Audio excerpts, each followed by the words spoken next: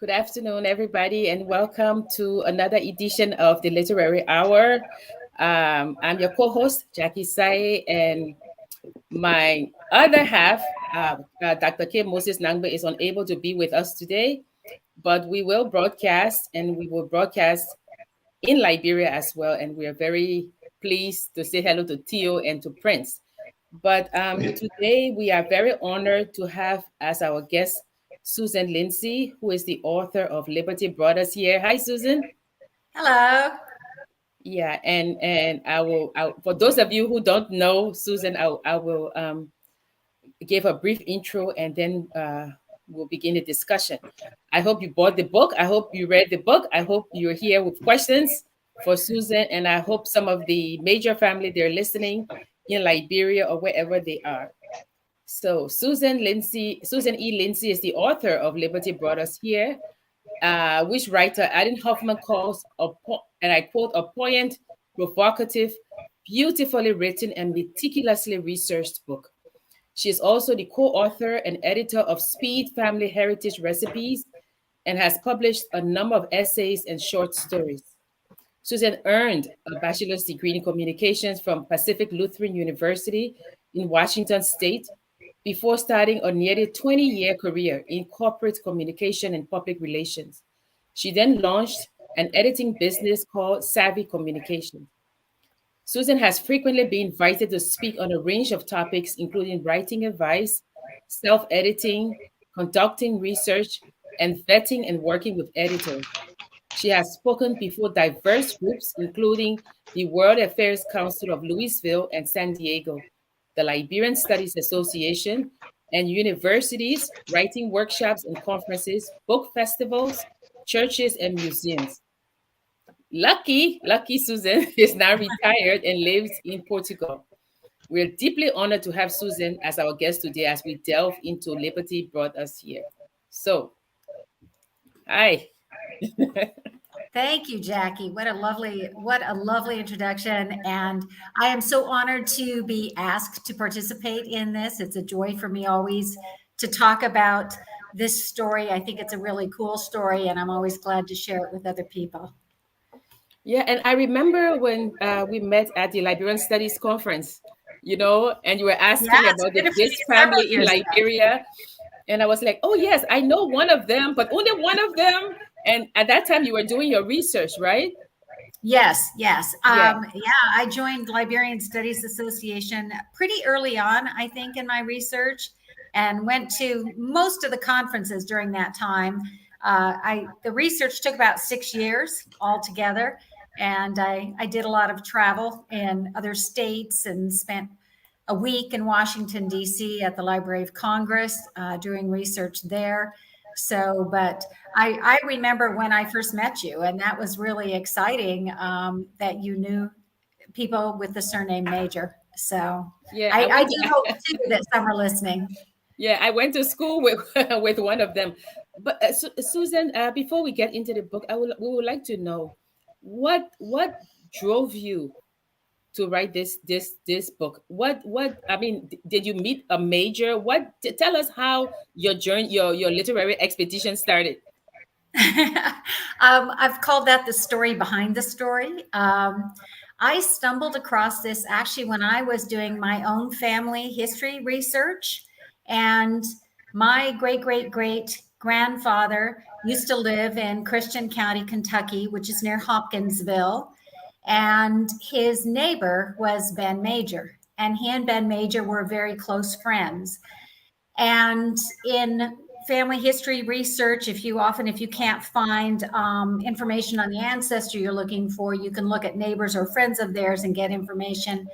So I discovered this story of Ben, and really it was just a few sentences that I came across first that said he had freed his enslaved people and that they migrated to Liberia. And that made me really curious. I didn't know much about the colonization movement, and I wanted to learn more. So initially it was just my own curiosity. I really didn't start out to write a book. But of course, I then discovered that these letters that the formerly enslaved people had written to Ben, they corresponded for 15 years, Yeah. and their letters are still in a museum in Illinois. So I drove up there from Kentucky up to Illinois and went to this museum and looked at the letters. And once I read those letters, I was just hooked on the story. I just found it so compelling. So I wrote the book out of my own curiosity, but also to share the story of the colonization of Liberia and to preserve the story of these particular families, the Majors and the Harlans.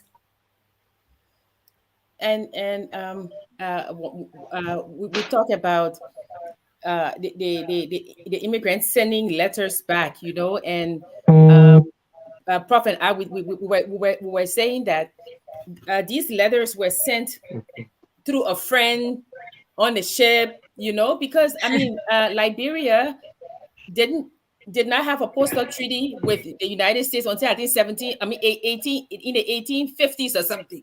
So it was really amazing that some of these letters survived, or that they even reached the people. Yes. And Yeah. the other thing that was a surprise to me was things that we normally take for granted: availability of paper and ink. Yes. It was really hard to get paper and difficult to get ink.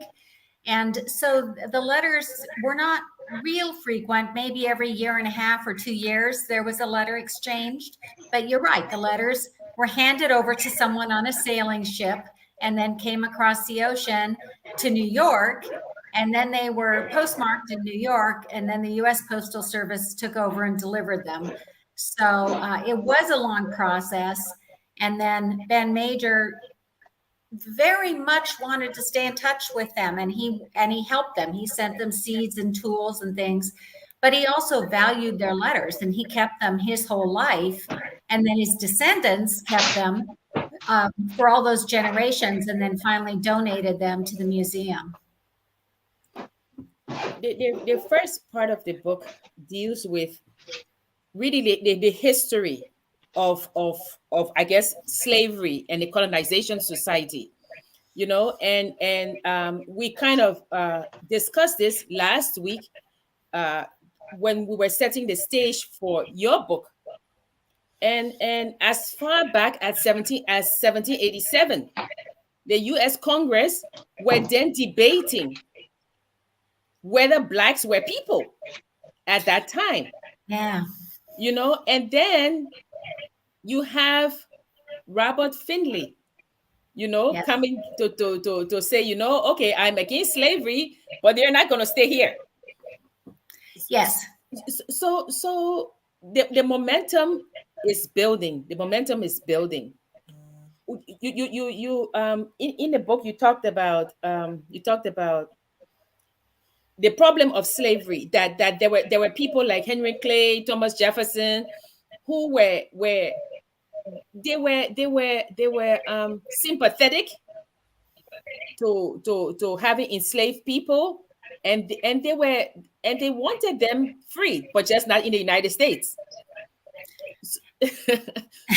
So tell us a little bit about how was it that those who were free, or those who were still slaves but were aiming to be free, how was it that Ben Major was able, because the way he's portrayed in the book, in his letters that you flushed out, is a man who has deep thoughts, a man Yes. who knows that slavery is wrong, and it's not just saying slavery is wrong. This man really believes it. So Yes. tell us a little bit about Ben Major and how he was able to have this kind of thing in this place where where everybody was like abolition or emancipation. Tell us a little bit about Ben Major. So Ben was born and raised in Kentucky. He was born in Frankfort, which is the state capital. But he came from a very long line of slave owners. I researched his family history, and for many generations back, on both sides of his family had held slaves. And they were a well-to-do family, a well-educated family. But this is what he grew up with. So it would have been the culture that was familiar to him. This was the norm. This was what he had been taught was how the world worked. And then I think a pivotal moment in his development was in his late teens and early 20s. He and one of his brothers went to New Orleans. They left Kentucky and went to New Orleans. Their dad owned a big plantation in Kentucky, and he shipped goods down the Ohio River to the Mississippi, down to New Orleans. And the boys set up a mercantile shop to sell their father's goods. Well, at that time, New Orleans was the largest slave market in North America. And I think that Ben saw the buying and selling of human beings, enslaved human beings, and he saw this extremely brutal side of slavery that he perhaps had not been exposed to before. And I think that left a real mark on him, especially at that young age. I think it, it really made an impression on him. His brother died of yellow fever, and Ben ends up coming back to Kentucky, but he goes to Christian County, Kentucky, which is in the southwestern corner of the state. And his father, who is now widowed, he has moved there, and his brothers are all there. So he sets up a plantation. This is what his family did. They farmed, right? And so he sets up a tobacco plantation. And tobacco is a very labor-intensive crop. So he has slaves. But I think in the back of his mind, this bothered him. And then he ended up joining a fairly new denomination in the United States called the Christian Church Disciples of Christ. Ben actually knew one of the two founders of this denomination, and both of the founders were opposed to slavery. And this was a denomination that emphasized education. It emphasized critical thought. Ben subscribed to and read their different publications and clearly read his Bible. He talks about his faith in his letters. So I think it was those two factors, his faith and his experiences in New Orleans, that led him to this conclusion that he needed. At one point, he talks about the curse of slavery in one of his letters. And so I think he finally concluded he was done with it. He wanted to move his family to Illinois, which was, of course, a slave-free state. And so I think that's what led him to that.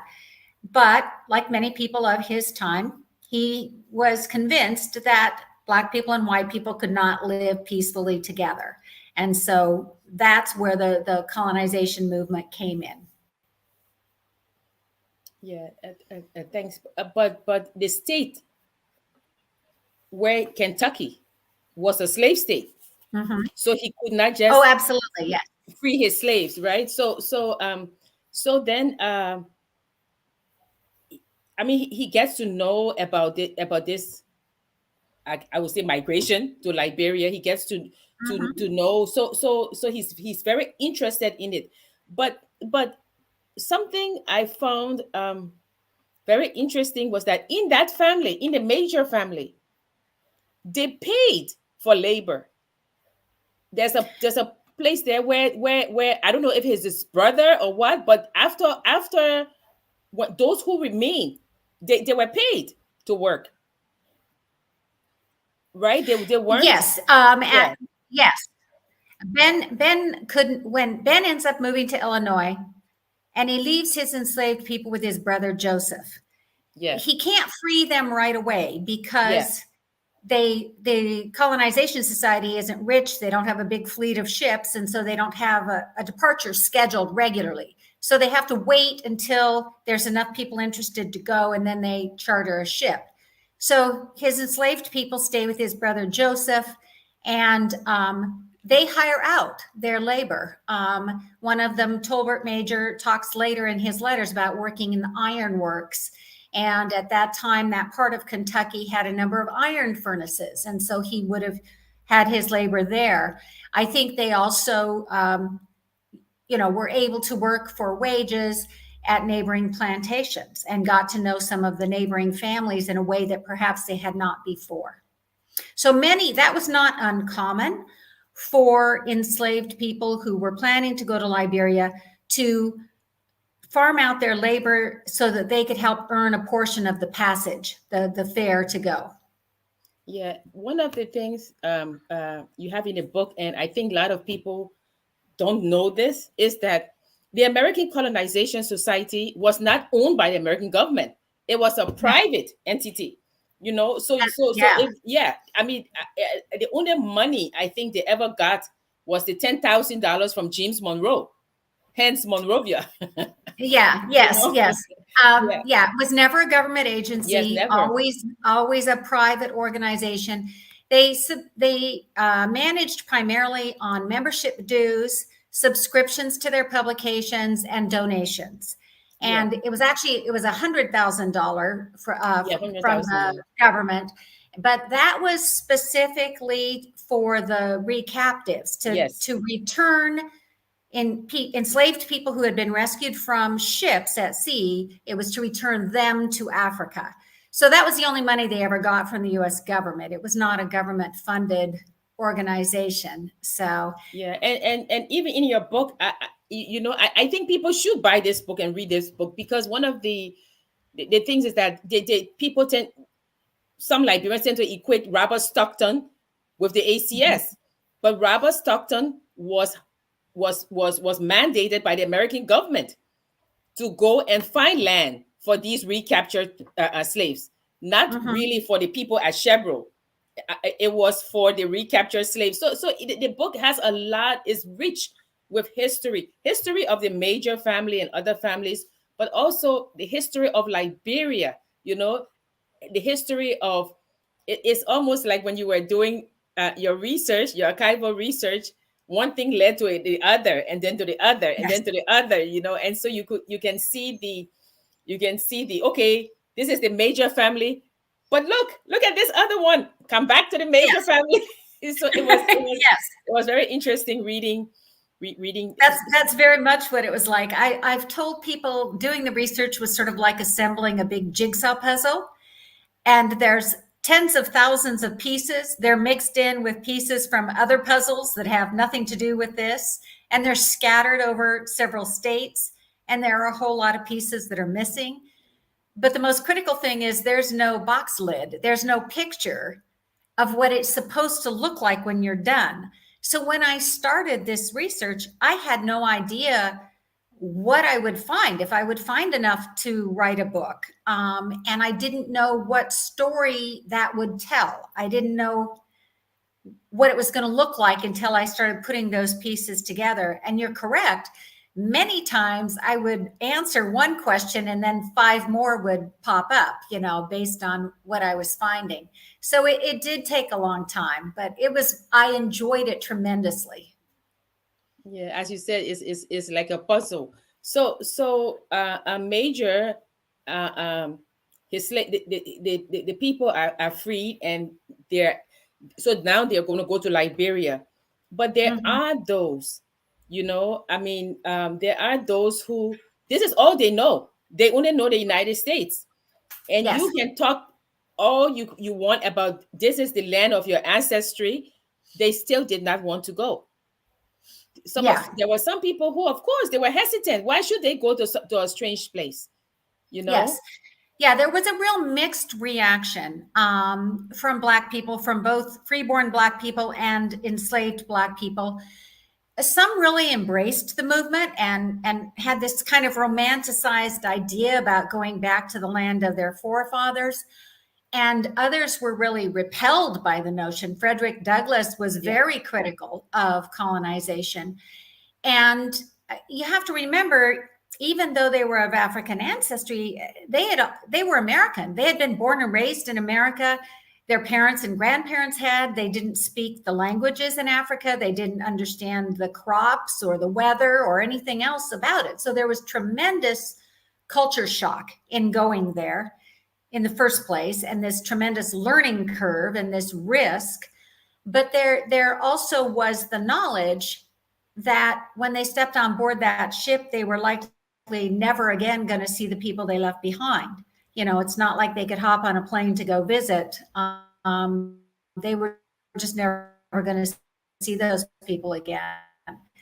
So it was, I think, a tremendously emotionally wrenching thing to do. Yeah, but I mean, even at that time, going to places like Ohio, Ohio had a $500 bond for good behavior, so and then when they Mhm. go to Yes. Canada, Canada was like, don't you come here anymore. So really, where would they go? And then there's the Yes. Fugitive Slave Act, so where would they Mhm. go? So Yeah.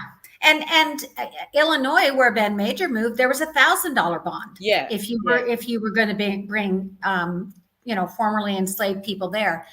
And there is sort of this long-standing narrative about the colonization society that it was purely racist motivations, that it was just getting sort of getting rid of black people, deporting them or exiling them.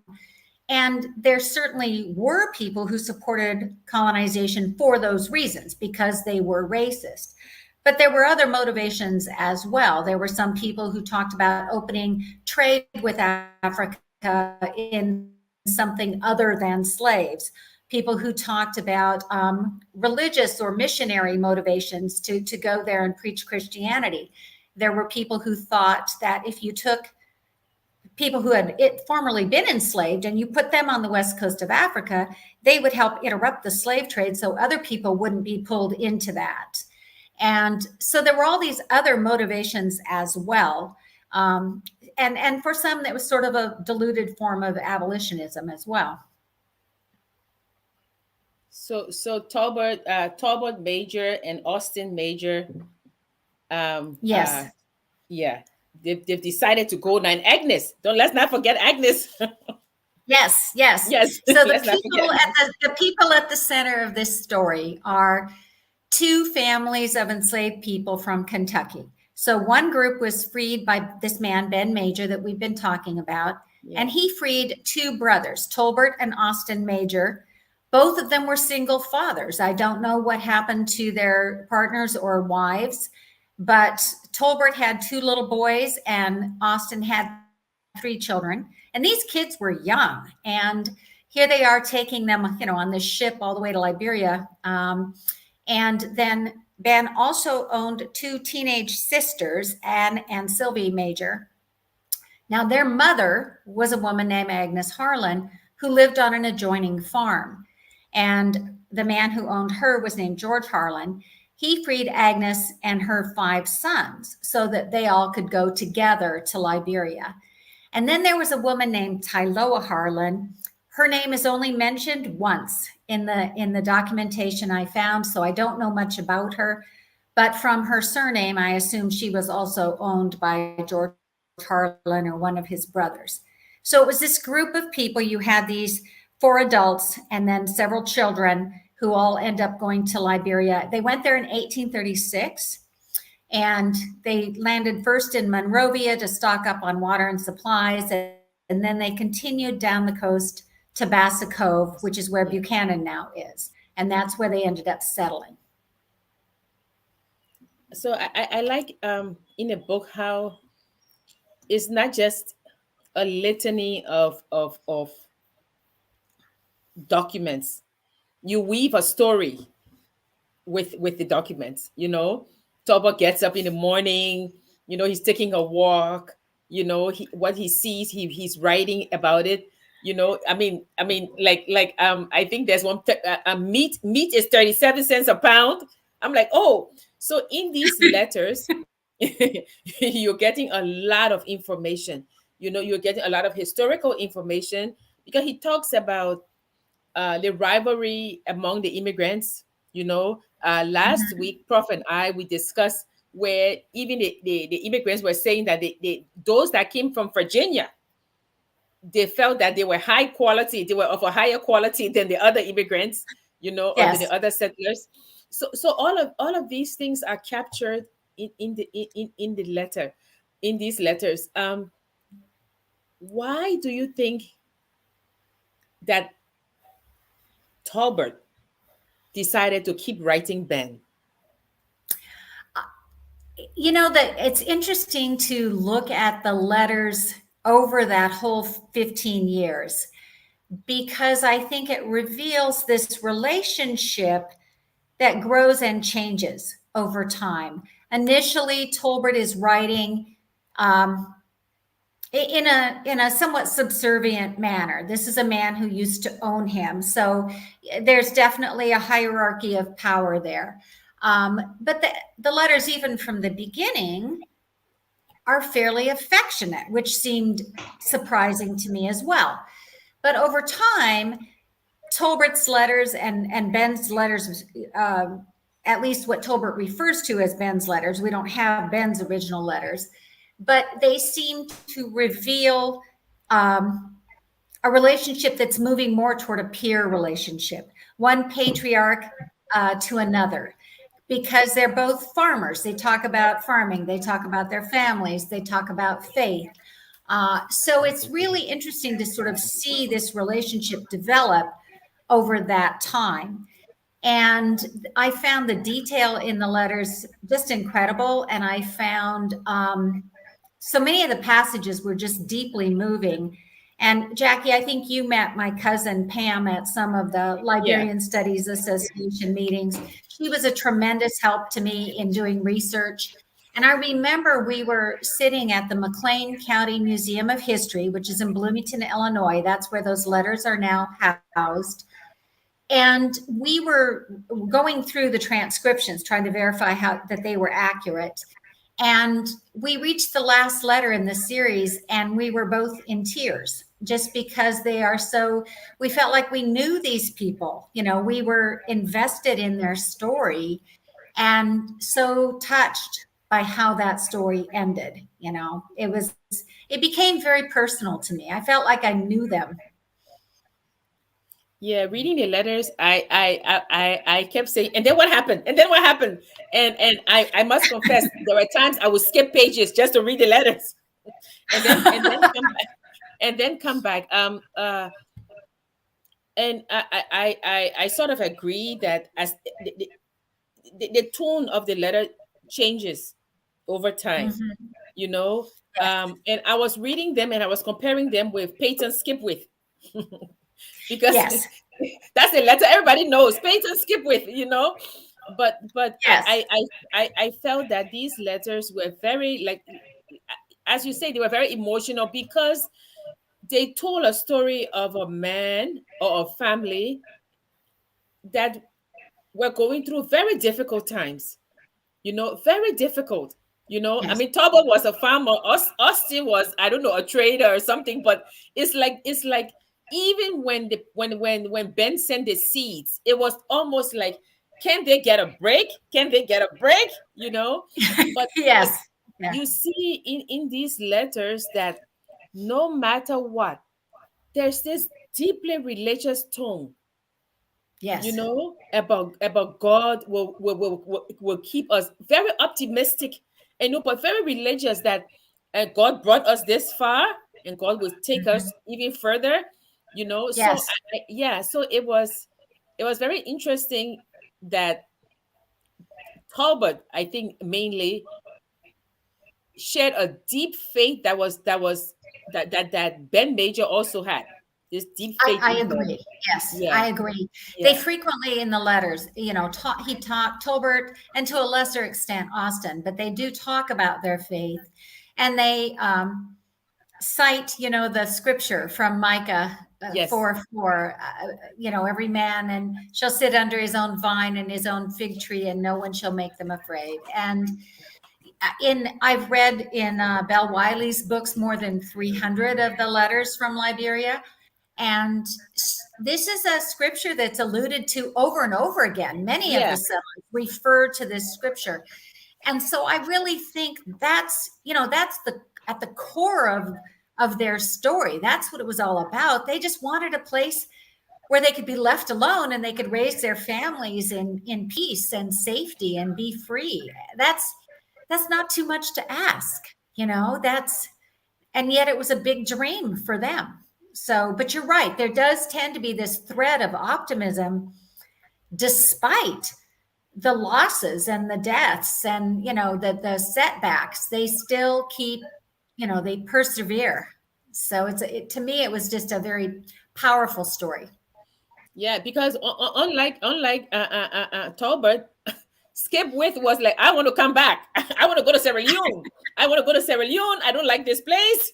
Yeah. You know, but somebody like Henrietta Fuller, that was the one who she says, we live under our own vine and our own palm tree. You know, Yes. you know. So Yes. yeah, so as you say in the book, there were some that returned. You know, not everybody stayed. You know, there Mhm. were a lot of people who decided to go return to the United States or to go to Sierra Leone or other places, but there were those who stayed. So coming back to Ben and to Tolbert, I the structure of the book is very interesting to me because it's parallel lives. You know, Yes. you're learning about Ben and you're learning about Tolbert, you know, and their lives come together in the book. I mean, in the letters. But then you're Yes. reading about Tolbert and you know what's happening to Tolbert, and you're almost like, is he going to tell Ben? I mean, is he going to tell Ben? You know, or is Ben going to tell him? So it's. I agree with you that there are a lot of things in the book that, I mean, that people can discuss. You know, like the Mhm. issue of land, right? Like Toba talks about his 40 acres. Some people talk about 50 acres. You know, the issue of did the indigenous people really sell the land when they didn't have Mhm. any concept of purchasing, you know, that there was no Mhm. individual ownership of land. How could they have sold the land, you know? But all of those are themes that can be discussed, but the prevailing theme or the prevailing focus in the book is this deep, and almost when you're reading the letters, you see that Talbert, he start, I mean, there are sometimes he says, oh, I want pen and I want ink and I want seed, you know, but he talks so much about Liberia, you know, how things grow in the country, how you can grow anything. Oh, this is what happens with the palm tree. So you're Yes. learning, you know, you're learning, and this guy is learning too, you know. Yes. And Yes. as I was reading, I started to think, did Ben ever think of going there? You know, to see, you know, Yeah, I've wondered yeah, that too. Of course, we don't know, but yeah, you're right. There's one letter where Tolbert goes on at length about the uses of the palm tree, yeah, and he talks about the animals that he's learning about, and talks about trying to get his farm settled, and he ends up growing coffee. He ends up having a coffee plantation. So here's Ben, who had a tobacco plantation, and now Tolbert has a coffee plantation, and Tolbert is actually sending coffee to Ben. yeah, So it was an interesting sort of reversal of where their positions had been, you know. But they both were farmers. They both were family men. They both had deep faith. They both uh, were clearly smart men. You know, Ben had a much better education than Tolbert did, but Tolbert in his letters comes across as very thoughtful. He's a smart guy, you know. So yeah, I'm glad that structure worked for you, kind of switching between their two stories. It was a challenge for me as a writer to figure out how to do that in a way that would engage people, that would connect them to the story. So yeah. Uh, there was a course on mobility, migrations, globalization. You know, in the discussion, talk about Conrad, who talks about global history, right? And that's what he says. He says global history pays attention to interactions and entanglements across borders, right? And this is yes, global history, you know. I mean, these two people, you know, across borders, they're going back and forth, you know. Uh, uh, uh, um, so Tolbert now, so Austin, they both remarried. I think they both remarried or yes. something. But they went on to have good lives. You know, I'm not going to tell anybody a lot of detail. Buy the book, as I always say. Buy the book. But so tell us a little bit about the research that you did in finding any of the descendants of the Major family.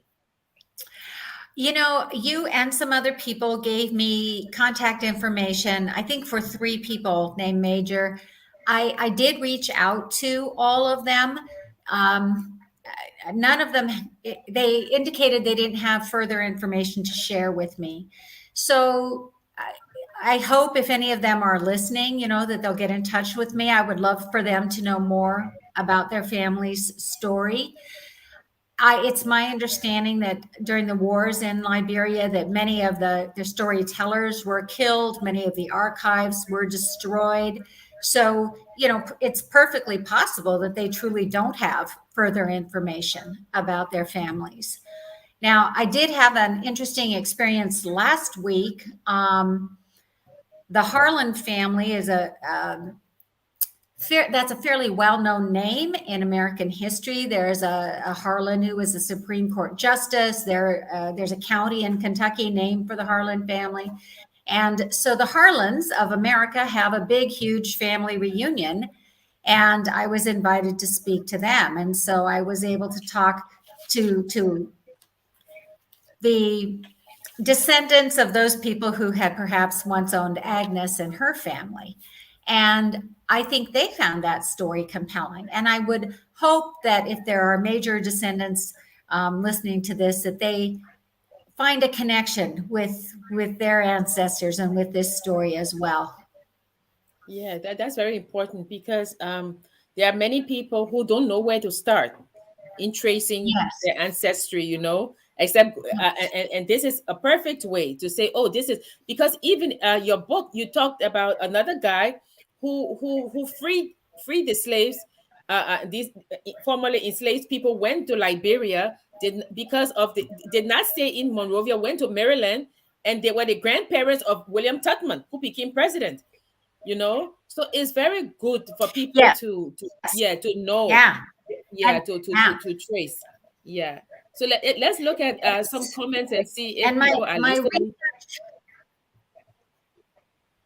Okay. Sorry. And while you're doing that, I'll just touch briefly on my research. So, of course, it included this major collection of letters that's in Bloomington, Illinois. But that was sort of a starting point. I did extensive family history research on Ben. I did extensive family history research on George Harlan. As you indicated, it's harder to find traditional family history sources for people of color because of the way that the records were kept at that time. But I did find tremendously helpful information in old newspaper articles, census records, courthouse records. I actually found the court document that freed Enoch Harlan's, Agnes's husband. I found the document that made him a free man. And so I also went to the Library of Congress, looked at the American Colonization Society records that are archived there, went to the National Archives, the Smithsonian Museum of American History, to different universities. Of course, Indiana University in Bloomington, Indiana has a great archive of Liberia material, and the people there were tremendously helpful to me. And to Eureka University, which is the college that Ben started in Eureka, Illinois. And so, it was a real mix of places in terms of where I found this information, but slowly the pieces started to come together and slowly the picture started to form. So Yeah, it's amazing that sometimes all it takes is just a snippet, a page, and from there it's just like you say, a jigsaw puzzle. So yes. Jimmy Eastman says he's watching from Washington D.C. Hi, Jimmy. Um, uh, Margaret Mapu Dyson is watching from the YouTube. Hi, Margaret. Um, I'm Samuel from Liberia. Samuel has his number. Philip Mark says, a pleasant good evening. I'm watching from my comfort in Barnesville Township, Bethel Hill Community. There's something for you, Susan. Maybe you can start finding out about Mr. Bardners. I would always love to be a part of your show because I really enjoy listening to your interview with your guests. Many thanks for a job well done. Oh, thank you so much, Philip. Everyone needs to side with China. Okay, that's a political thing. Any relationship between the okay, so he keeps going on. E. Miller says she's watching. The book has been on my shelf too long unread. Okay, so you have to read it. You have to start reading the book, because then you will start asking questions. You will have questions to ask. Yeah, so just uh, uh, um, uh, post your questions if you have questions about the history or whatever. Post the questions. Buy the book.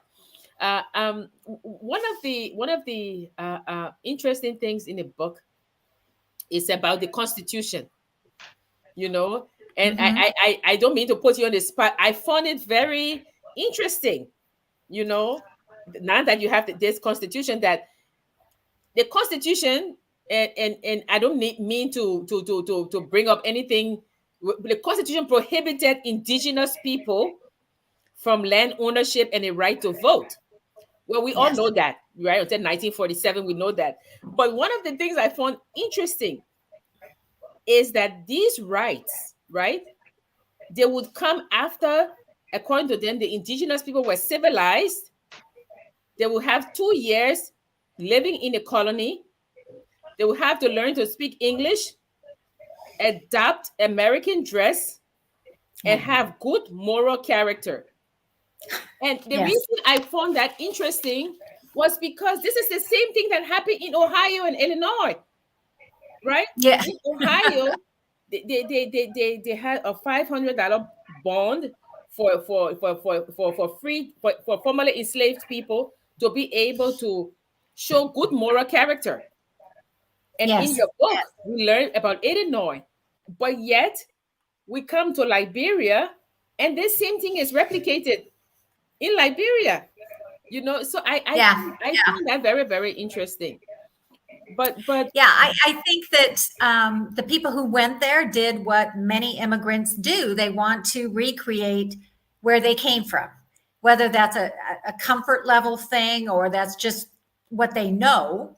And so, for those people who had been enslaved, where they came from was the American South, which was definitely a society with a hierarchy. And so they recreated that in Liberia and they put themselves on top and the indigenous people below them. And of course, as you know, that caused tremendous problems through the history of Liberia. But there's another piece to that too, in that rights of white people were very restricted yes. in the settlement of Liberia as well. Why the only white people who were allowed to settle in Liberia were African Americans and So I think Susan is having a bit of a problem with the internet connection. We're um, discussing with Susan Lindsey on her book, Love Liberty Brought Us Here. It's a book that focuses on the Major family, Talbot Major, Austin Major. So if you know of any of the majors, I would say tell them to buy the book or to get in contact with Susan. It's very, very interesting. The letters are very interesting. Liberty Brought Us Here is the name of the book. And if you have questions, I will ask you to please post it in the chat, so we can answer it. One of the things that Susan has in her book is that the when they were encouraging the I guess the free slaves, formerly enslaved, and those who were still slaves, what they did was they used other people. So they would send freed blacks to Liberia, and then send them, and then they would come back to the United States, and they would say to them, look, Liberia is fine, get on a ship and go. And one of the things they did promise them was the 40 acres. If you remember, the 40 acres and a mule was what was promised to the freed blacks. Well, they did not get that. So when they went to Liberia, Talbot mentioned, about the 40 acres that they were going to get. We discussed about the Barbadians also, who, when they went, they got land. And we had mentioned last time that it would be interesting to see, I mean, to read about the deliberations that took place to have the Negro descent clause that's now in our Constitution. Well, a lot of in this book, a lot of the freed slaves decided that, well, they didn't give us the land in America. They promised us 40 acres. They didn't give it to us. So we're going to take our 40 acres in Liberia. But even the white agents of the American Colonization Society were barred from owning land, because as the some of the letters say, this is our place, according to some of the letters. I mean, Elias Johnson, we all know his famous words: for 2 long years I have sought a land, a home. I have found a home here, and here I will remain. So there are a lot of letters that in that book that we discussed last week, Slaves No More. There are a bunch of letters, and in the letters you can see they differ. A lot of the people who came on the ship were not educated. Why? Because slavery hadn't ended at that time, right, in the 1820s and things like that. So what happened was that the slave masters would say, "We will free you, but you cannot remain in the United States. You must get on a ship and go to Liberia. You cannot remain in the United States." Now, what happened was that some of them went to Ohio. But now we know that in Ohio, Ohio said, no, no, no, no, no. If you're going to be here, you have to post a bond of $500, because we want to know that you're going to behave yourself. So that's what we're discussing. And then now Susan is back. Yes. So we were Yes. discussing about some of the motivations that people had in going to Liberia, and motivations probably in having that Negro clause in the Constitution. And we were saying that perhaps some of them felt like, well, we didn't get it in the United States. We didn't get the 40 acres and a mule, so we're going to get it somewhere else. Susan, can you hear me? I think there's something wrong with her internet. So of course the free slaves could not go to Ohio if they didn't have $500. We learned from Susan's book they can be in Illinois, because they had to pay $1,000 to behave themselves. Many of them decided to go to Canada. As they kept crossing the border, the Canadian government got alarmed at all these Black people coming. So the Canadian government passed a law. So of course, then you had the Fugitive Slave Act in 1850, right? That if they catch you, they will return you to your slave master. So some people had no choice but to get on a ship and come to Liberia. But don't forget, as we were saying last week, that there were a lot of people in 1820. There were 4,454 settlers, right? And in 1843, a lot of them had died, and only 1,736 remained. But over 500 left. They either went to Chevron or they went back to the United States, because they felt that this is where they would this is what they knew. When it comes to the letters, we know that the slaves that work in the fields, they were prohibited from reading and writing, from learning how to read and how to write.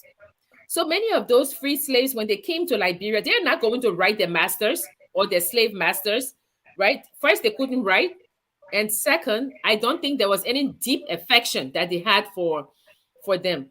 But you see that with with the Major family, a lot of them lived with the slave masters in the house. So the slaves that lived in the house on the plantations, they had, I would not say an easy life, but it was easier than those who work in the fields.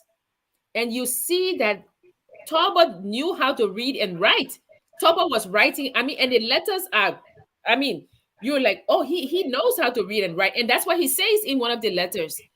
I was living in the house and I learned to read and write. So the free slaves that came from the plantations on the ship to Liberia, first of all, I doubt whether they were going to write any letters. And second, they couldn't write letters because, of course, they were uneducated. But the letters, if you read Wiley's Slave No More, because it's a huge collection of letters, you see the differences in the people. There are some people who say, we're never going back to the United States. This is our home. And they always say, this is a place where a Black man can be a Black man, can be free. So you have those people. Then you had people like Peyton Skipwith, who was writing his slave master saying, "I want to come. I don't like this place. Send me home."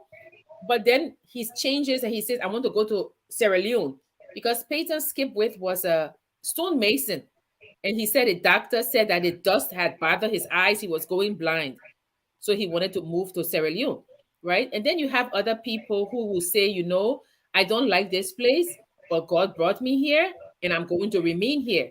Then you have people like Washington Madugno who say, "I will never consent to leave this country." So there are so many people with varying experiences, and Susan is here.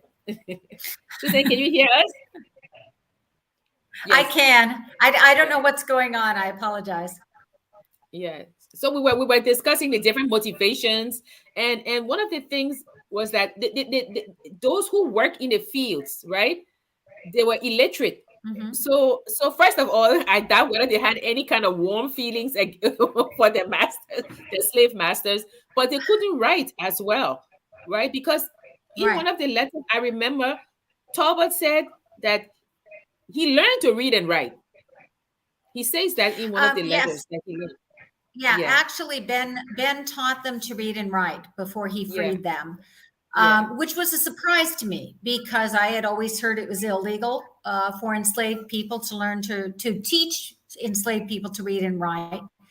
And I discovered that was true for most of the South, but for 3 states, it was not true. And so Kentucky was one of those states.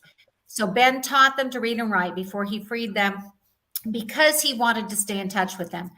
And so, he had to have been planning this for a while in order to have had enough time for them to learn to work to write as well as they did.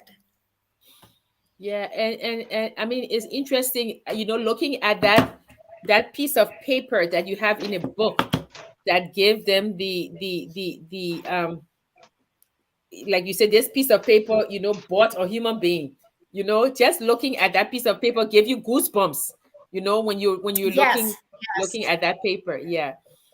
Yeah, In when his his brother Joseph turns them over to the Colonization Society and he gets a receipt for them, that is an amazing piece of paper. And Ben's descendants actually let me hold that, and that was just amazing to read it and hold it and recognize it's a receipt for people. It's a receipt for human beings. in the letters, one of the things is how Talbot, not a lot from Austin, but Talbot. it's, Uh-huh. it's interesting how Talbot, like he knew every member of the family. He would ask questions about everybody. About Ben's family, yes, Yeah, yeah, about yes. Ben's family. Yeah, he always sent greetings to the family, and he would extend particular greetings to Ben's wife and to his daughter and to some of his sons, and then Tolbert himself talks about his own family, about his children, and the birth of new children. And so it just seemed this connection in a way that was way beyond what we might think of the typical enslaved person having with the person who owned them. It's a relationship that seems different from what we've always thought. Yeah, yeah. There's a question from Philip Mark. Before the arrival of the settlers on the shores of Liberia in 1822, was there a constitutional government in Liberia? If yet, what was the name of that government and was headed by whom? Well, there was a settlement, right? The settlement in 1820, when the first group came, there was a settlement, not a constitutional government. And then the settlement changed into a No, there commonwealth. was not. Yeah, because the Commonwealth, Yes, the, and then it the became a Commonwealth was, republic after that. Yeah. yeah, yeah, and the Commonwealth was headed by Buchanan, Thomas Buchanan. Yeah, and I think at that time the Hmm. Commonwealth was only composed of Montserrado and Bassa at that time. Yeah, so Yeah, I so there don't think was, it included Maryland. yeah, no, Maryland came 1857. Yeah. So there Mm-hmm. was no constitutional government in Liberia. Liberia was still regulated by the American Colonization Society. Yeah, Yes. but if you are referring to the constitution that I spoke about, it was the first constitution is what I was referring to. And So that was so 1847, is that right? yeah, 1847. Yeah. So does our Liberian audience, do they have questions? Theo? Well, I said we open up the phone lines, but I have a few questions from my end for Susan. And Okay. before giving out the questions, I'd like to say thanks to Susan for the book. And thanks to you, Jackie, for bringing Susan on tonight. It's a wonderful conversation. And from her narration, I know that the book is interesting. I hope I can have a copy of the book to read. I don't know what is online. I want to read that book. I listened to you guys talk about Ben and Tova. I know they are all interesting characters.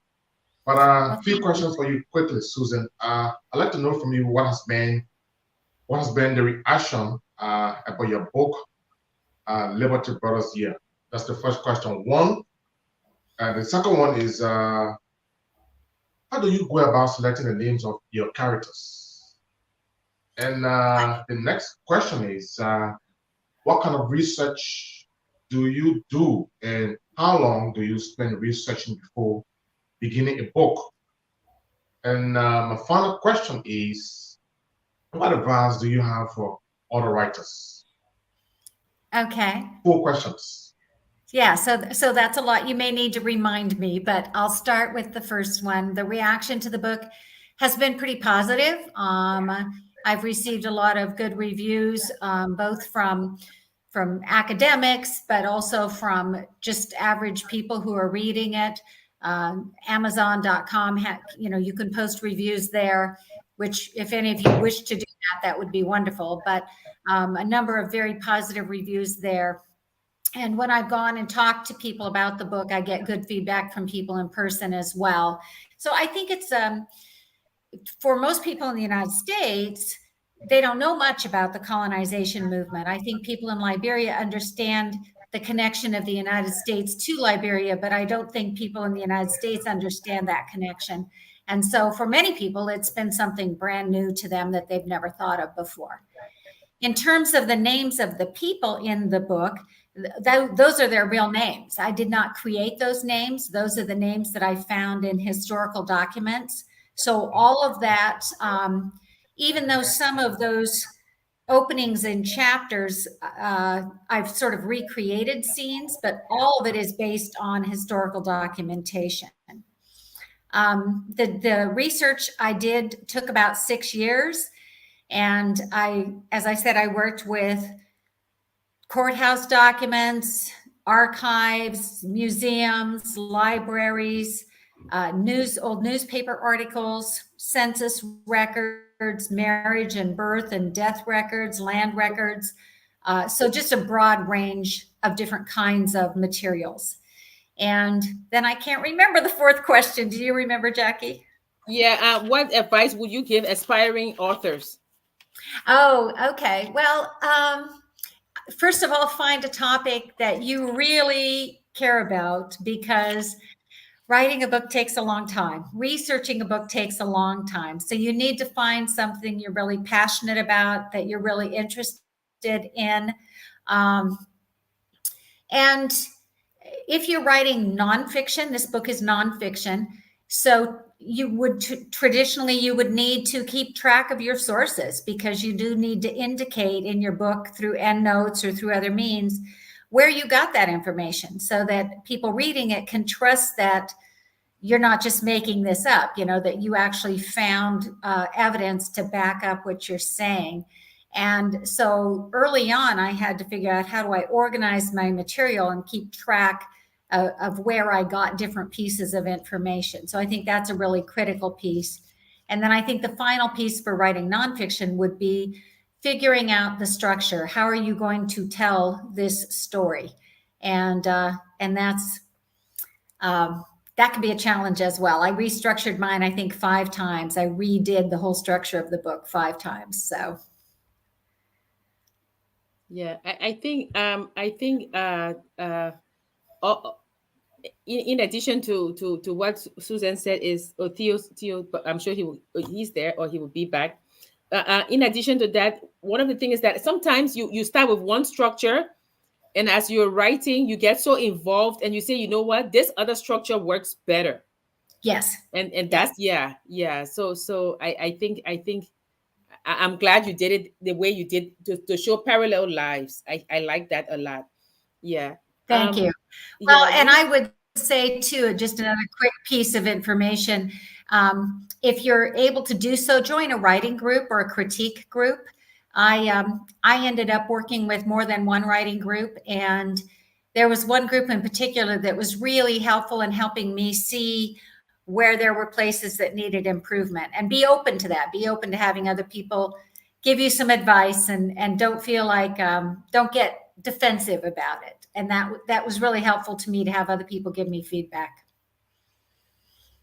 Yeah, I think another book, Freedom Papers. Yeah, Freedom Papers. Mm-hmm. It started with just a letter asking for an endorsement for Cuban cigars or something, and it just went on to this long puzzle about this entire family. From the Senegambia area all the way. So it could start with just a letter.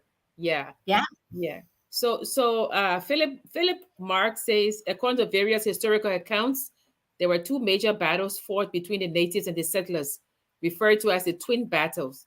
Please, one basically necessitated those battles. What basically necessitated those battles? Mm-hmm. Read the book. No. but there were a lot of battles. I don't know. Yeah, but mostly it was because of the slave trade that people. Yeah. Yeah, I don't know which particular battles he's talking about, but there were numerous conflicts between the settlers and the indigenous people.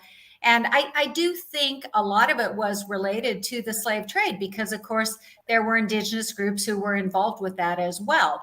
And this was, having the settlers be there was interrupting a source of income, a source of trade. So I think that was part of it. I think you alluded earlier, Jackie, to, who had the authority to negotiate for land, what were the concepts of land ownership.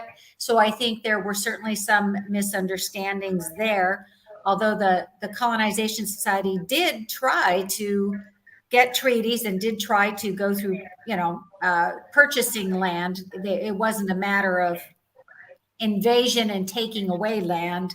They did try to do it right, but I think there certainly were misunderstandings. There certainly was resentment, and were problems. And then, of course, I think that the third piece of it was this attitude of superiority that many of the settlers had toward the indigenous people, which of course caused a great deal of resentment and anger. So I think there were probably multiple causes. Yeah, and Susan, you yourself in a book, one of the just that one sentence that I found, I was like, yes. You said the free slaves were Americans and their worldview were not the African worldview. So if they Yes. come and say, oh, I want to purchase land, for a society that does not know why purchase, and not lease, purchasing land. No, it's not purchase. Yeah. Even Kashoni in his book, he says that investigating the different indigenous groups, there was nothing such as individual ownership of land. So of course, like you said, and think Right. things grew from Right. there. There were a lot of misunderstandings about that. So yeah, Yeah. but yeah. So Theo wants to Don Theo says, what was your hardest scene to write? This is nonfiction though, but okay, what was your hardest scene? Yeah. I think that the toughest one, well, there were probably two of them that involved deaths. So certainly writing about when Agnes's son dies of malaria, because that was really for me representative of so many people who died of malaria. The statistics said that 20% of every boatload died of malaria in the first year. That was astonishing to me to think of that death rate. And we know that her oldest son died within just a few months of them arriving. So that was a really tough scene to write. And then the scene toward the end of the book, which, I don't want to give away Yes, the don't give ending, away. but that was a tough scene as well to write. So Yeah, yeah, because I don't give. became very attached to these people, I really did. I used to dream about them. So Yes, because when I was reading, I was like, oh, let's see what happened then. What happened then? Because it becomes, it's more, it becomes much less history as you're involved in it, and you just want to know, you know. One of the archival source that's very very good is baptismal records, but you have a lot about the census, and through the census we're seeing that a lot of people died, you know. yes. Yes.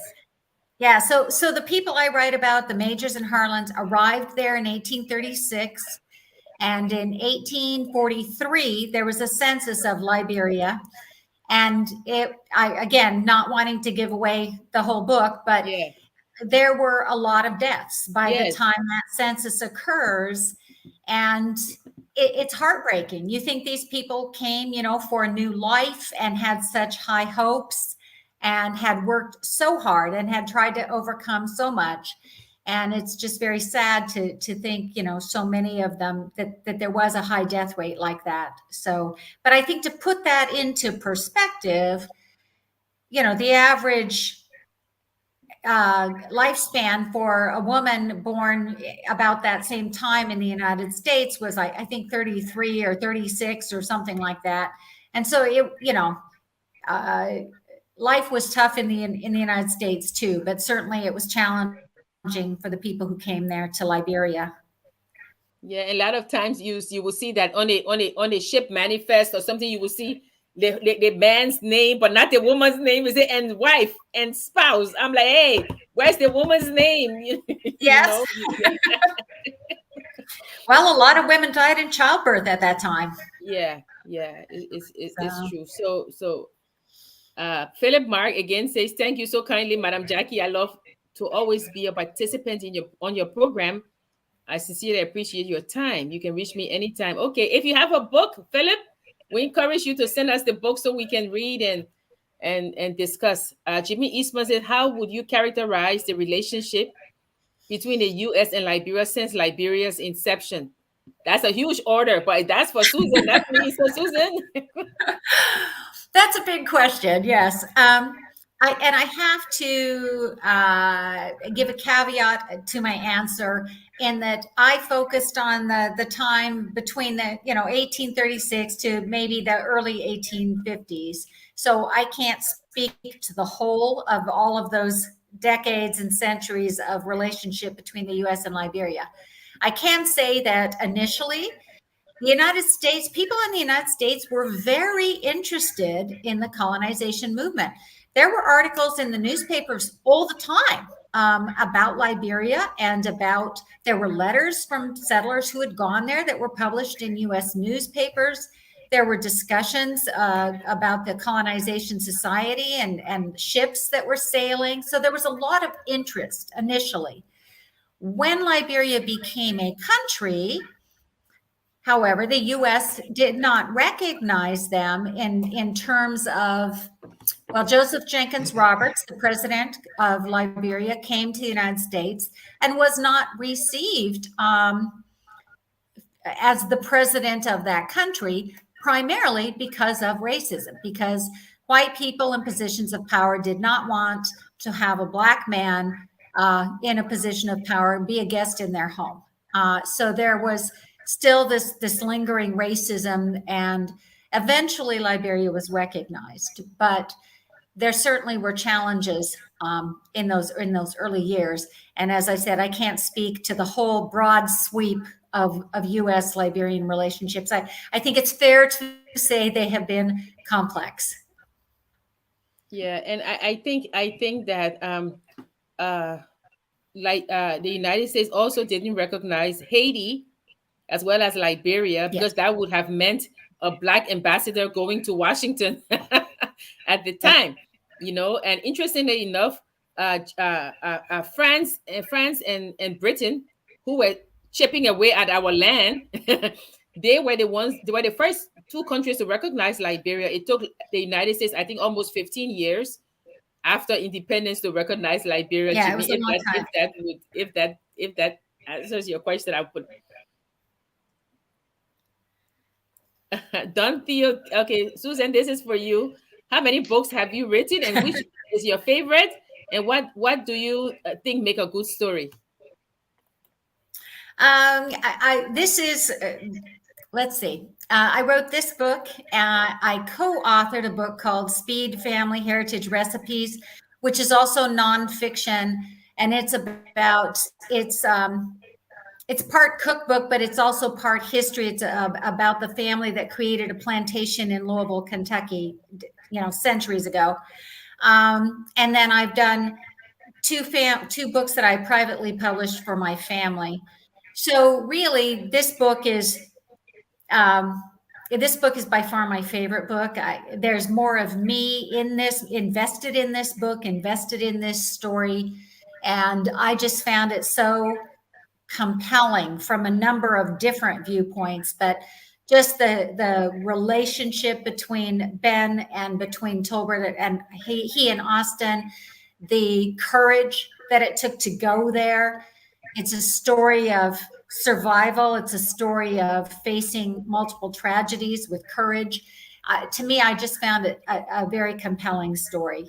So, I think the key to any story is dramatic conflict. That's what keeps us that's what makes us want to keep turning the pages. What's going to happen? Like you said, Jackie, you want to know what's going to happen.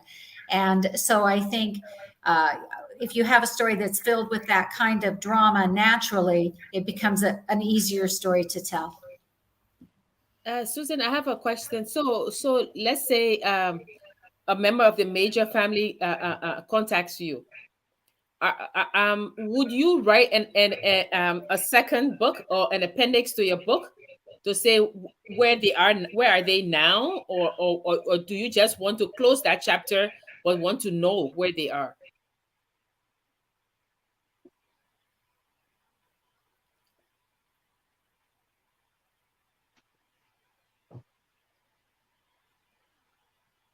I think it's getting really late in Portugal, and I think Susan's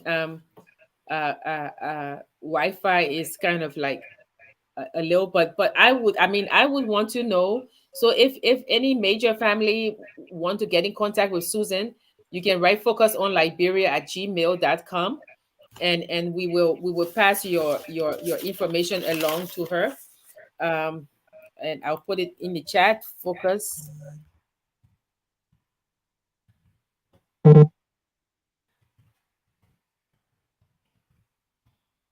Okay.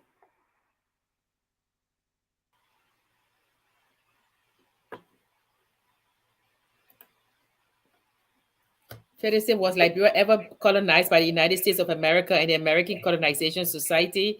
Hope to see you again on your next show and have a wonderful working day. Well, what Susan's going to answer. Susan, did you hear my question? Oh, I saw just a part of it there. Yeah. Yeah. Sorry, we will be winding down soon. I know it's late where you are. I was just asking. So if one of the major family members contacts you, would you be willing to write an appendix to your book, or is it you just want to know where they are to close this chapter of the book? I think it would be tough to find a publisher who would publish just a closing chapter.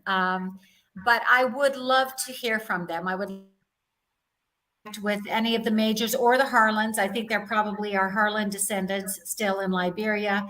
And I would be happy if they were okay with me sharing their story. I would be happy to post it on my author website. Okay.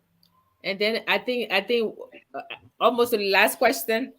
What other projects are in the wings for you? Are you going to write another story, or what? I mean, if you can tell us, if you can just tell us what are you working on, or if you are working on something. I continue to write. I do a blog, and mostly that's been about my experiences in moving here to Portugal. I do have another project in mind, but most of the, and it's a biography. It would be a nonfiction book, but most of the resource material is in Portuguese. So I'm Okay. busily trying to learn Portuguese. It may be a long time before that book comes out. I Okay. do want to say for those who are interested, if they're in the United States, they can certainly get my book through local bookstores or libraries. And if it's not carried, you can always ask them to order it. It can also be ordered from University Press of Kentucky at kentuckypress.com, or the hardback version can be ordered from Amazon. And then if you live outside the United States, probably the best way to get a hold of it would be through the ebook version or audio version. And those are both on Amazon.com as well. Okay. So the final question here says, how long does it take to write a book? I think Susan said this one took 6 years. It took 6 years for the research. Oh, for the research. And during that time, I was also writing. A lot of people wait until they have all their pieces together before they start writing. But for me, I started writing pretty soon after I started research because it helps me organize the material. And of course, then it gets revised a lot as I discover new information.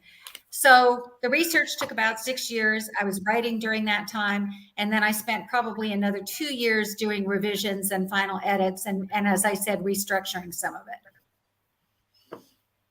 Okay. So we're coming to the, is there another question? No, we're coming to the end of, I know it's, what time is it there now, Susan? It's 11:30 at night almost. Oh, sorry. We're so sorry. No, that's okay. Yeah, we want to thank you so much for joining us, and we want to thank our audience in Liberia and outside of Liberia for joining us. I really enjoyed reading the book, and I would say to all of you to get the book. It's a piece of history for the Major family, especially. It's really a piece of history. So please try and get the book. And as I said, to any Major family or any relative, you can write focus on Liberia@gmail.com, and we'll send your contact details on to Susan. Yeah. So do you have any final comments for us before we wrap up?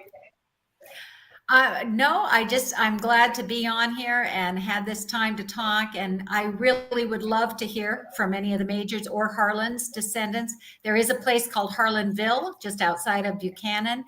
And so I believe some of the Harlans survived as well. So I'd be open to hearing from any of you.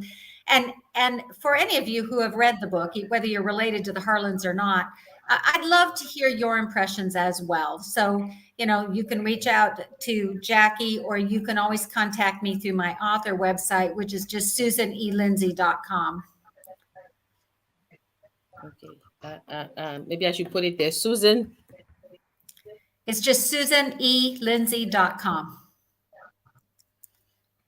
Okay. So you can go there and you can, I think that's, susanelindsey.com. Okay, and here's the book. Here's the book again for those of you who or we can add this one. The true story of American slaves who migrated to Liberia. Liberty brought us here.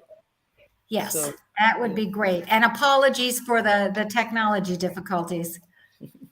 Yeah, no, we thank you so much. We know that it's late, and we hope you have a restful rest of the night, that you can get some sleep. Again, we want to say thank you to our viewers. Theo, thank you for broadcasting in Liberia. Yeah, if you have questions there, send it to us. Yeah. Okay. Absolutely. Yeah, thank you, Jackie, and thank you, Theo. Okay. Thanks, Susan. And Thank you, Sue, for the good book. Okay. And for all of you who are joining us, as we always end, we always say we are all Liberians. Yeah, we are rooms, and Liberia is the roof. So always uplift Liberia, and we'll see you next week, where we will have another. Um, oh, oh. Okay, so we have more comments, but Susan can read that later on. Yeah, so Okay. we'll say thank you for joining us again, and be safe. Have a restful rest of your week, and thank you. Thank you. We All right. Bye bye. all love you.